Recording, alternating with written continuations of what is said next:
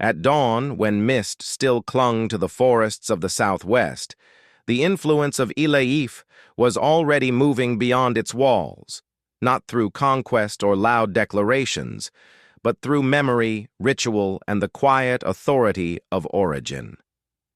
Paths stretched outward from the sacred city, and along those paths traveled stories of descent, of legitimacy, of a place where the world itself was said to have begun. By the time the rhythms of kingship had settled firmly in Ile-Ife, its role was no longer only spiritual. It had become a reference point, a source. Across generations, communities looked back toward Ife not just for meaning, but for validation. To claim a connection to Ile-Ife was to claim a place in an unfolding order of power. Oral traditions speak of princes departing Ife, each carrying symbols of authority, crowns, beaded regalia, sacred knowledge. These journeys were not escapes or exiles. They were extensions. The idea of kingship, once rooted in a single sacred center, began to take shape across a widening landscape. What spread was not a uniform empire, but a shared political language. Kings ruled different lands, spoke different dialects, and faced different challenges, yet they were bound by a common understanding. Authority flowed from Ile-Ife. To rule well was to remember where power began. As these settlements grew, governance became more complex. Councils of elders balanced royal authority. Rituals reinforced social order. Sacred objects linked rulers to the unseen world. Power was never absolute. It was negotiated between king and council, between tradition and circumstance, between memory and change. To the north, one kingdom would rise with remarkable confidence. Oyo emerged on the open savanna, where forest gave way to grassland and trade routes stretched far beyond Yoruba lands. Its location shaped its destiny. Oyo developed a highly organized political system, one that balanced kingship with powerful institutions. The Ile-Ife ruled, but not alone. Councils such as the Oyo Mesi held the king accountable, reminding him that authority was a trust, not a possession. Even here, far from the dense forests of Ife, legitimacy still traced its lineage back to the sacred city. The crown mattered not only because of power, but because of origin. Oyo's strength was not built on constant warfare, but on administration, diplomacy, and trade.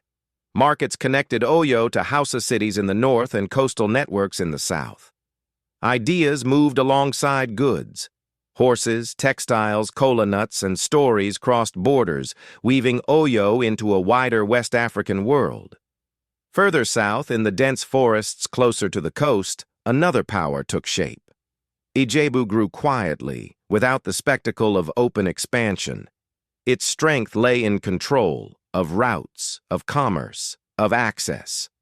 Positioned between the interior and the coast, Ijebu became a gatekeeper of trade. Merchants passed through Ijebu lands under careful supervision. Toll systems, market regulations, and diplomatic skill allowed the kingdom to prosper. Authority here was subtle, disciplined, and deeply respected. Like others, Ijebu rulers traced their origins to Ile-Ife, but their expression of power reflected their environment, measured, strategic, and inwardly strong.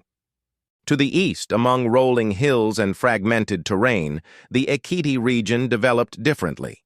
Instead of one dominant center, multiple towns flourished, each with its own ruler and council. Unity was cultural rather than political.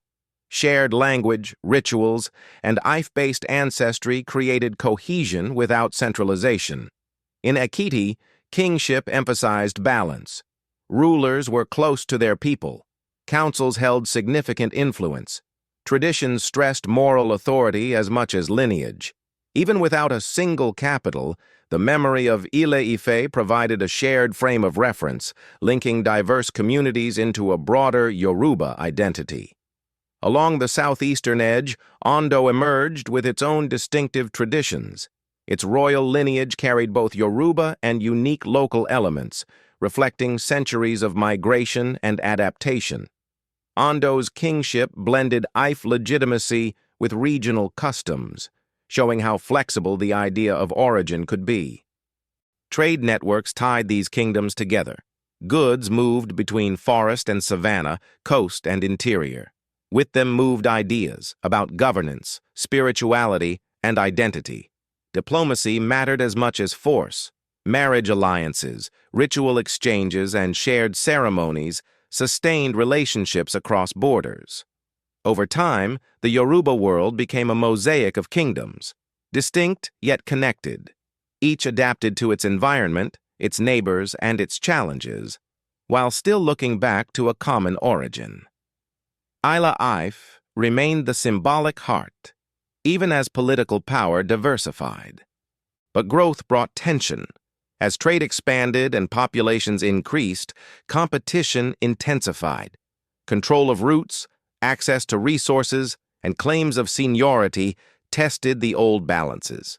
Institutions that once ensured stability now faced pressures they had never known. Beyond Yoruba lands, other forces were stirring. New regional powers were rising. Long-distance trade was changing. External influences, still distant, were beginning to reshape the wider world in subtle ways. The systems built on memory and ritual would soon face questions of survival. For now, the kingdom stood confident, grounded in lineage and tradition. Kings ruled with councils at their side. Markets thrived. Rituals continued to bind the seen and unseen. Yet beneath the surface, history was gathering momentum. The paths that once carried princes from Ile-Ife were still there. But soon they would carry something else, change that could not be traced to any single origin.